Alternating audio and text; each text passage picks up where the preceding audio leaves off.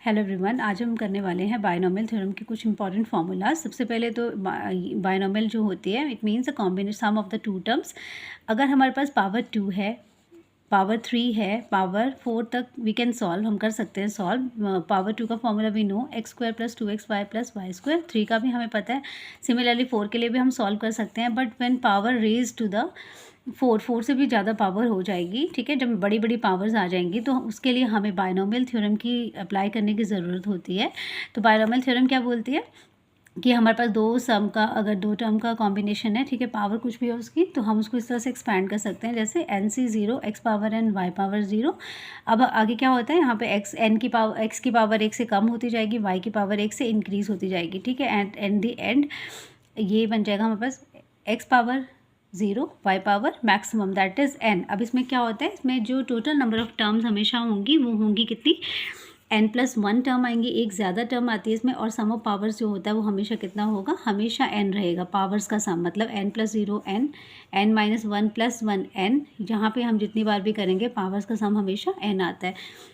यहाँ पे भी चेक कर सकते हैं, जैसे अगर हमने ये x + y का होल स्क्वायर सॉल्व किया तो इसमें नंबर ऑफ टर्म्स 3 बन रही हैं। x + y का होल क्यूब सॉल्व किया तो इसमें नंबर ऑफ टर्म्स बन रही है हमारे पास 4।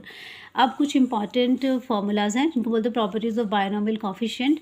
तो यहाँ पे अगर हम लिखें NCR या लिखें NC n-r, तो बोथ आर सेम। ये लिखो चाहे ये लिखो, बोथ आर सेम। यहाँ पे n क्या रिप्रेजेंट कर रहा है, टोटल नंबर ऑफ आइटम्स, और r रिप्रेजेंट कर रहा है कितनी हमने उनमें से चूज़ की हुई हैं, और c रिप्रेजेंट कर रहा है कॉम्बिनेशन और द नंबर ऑफ वेज, कितने तरीक़ों से हम इनको चूज़ कर सकते हैं।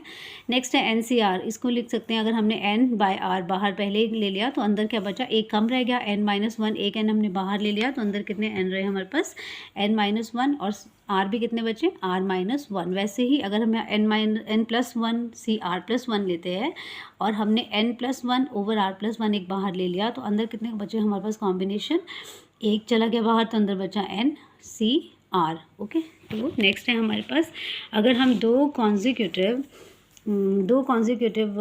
अगर हम इनको प्लस करते हैं, बायनॉमियल की टर्म्स को प्लस करते हैं, तो नेक्स्ट जो हमें सीक्वेंस में टर्म मिलती है वो ये होती है, क्योंकि हमने क्या करना है यहाँ पे, ये दिया NCR + NCR+1, तो ऊपर सेम है, ऊपर हमने 1 ऐड कर देना है, और नीचे दोनों में से जो बड़ा वाला है R और R+1 में, वो हमने नीचे लिख देना है। ऊपर में 1 ऐड करना है, n+1 बन गया, और नीचे बड़ा वाला लिखेंगे नंबर, जो दोनों में से बड़ा होगा वो नीचे आ जाएगा।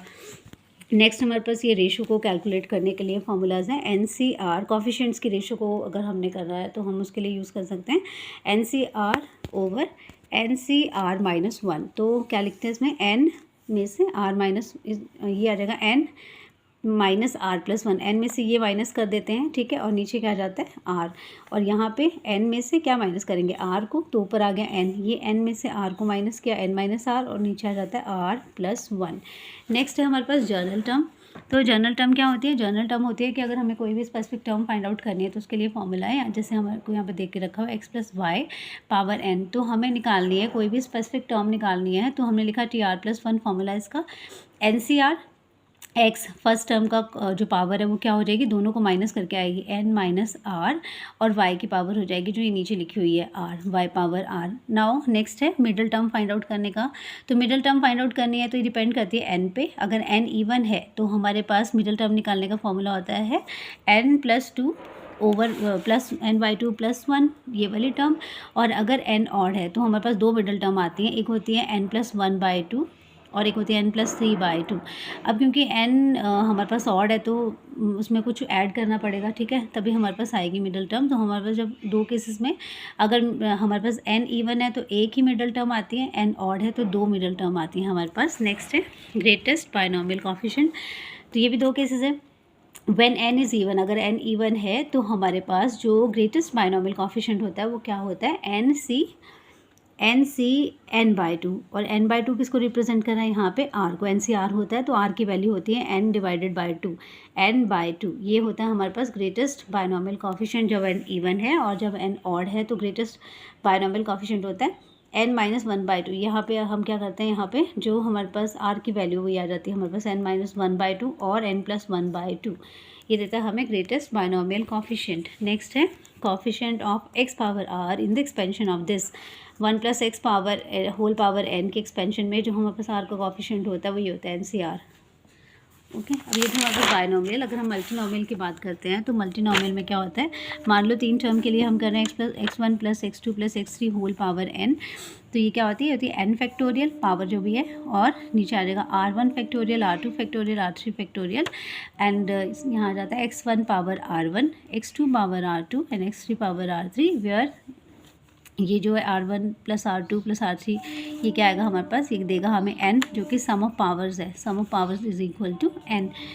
तो लास्ट हमारे पास सम बायनोमियल कोफिशिएंट्स, अगर हम इनका बायनोमियल कोफिशिएंट्स का सम करते हैं then that is equal to, उसका आंसर होता है 2 पावर n। अगर हम इवन का सम करेंगे तो आएगा 2 पावर n माइनस 1, और अगर हम ऑड का भी सम करते हैं बायनोमियल कोफिशिएंट्स का तब भी हमें देता है 2 power n minus 1। Thank you for watching.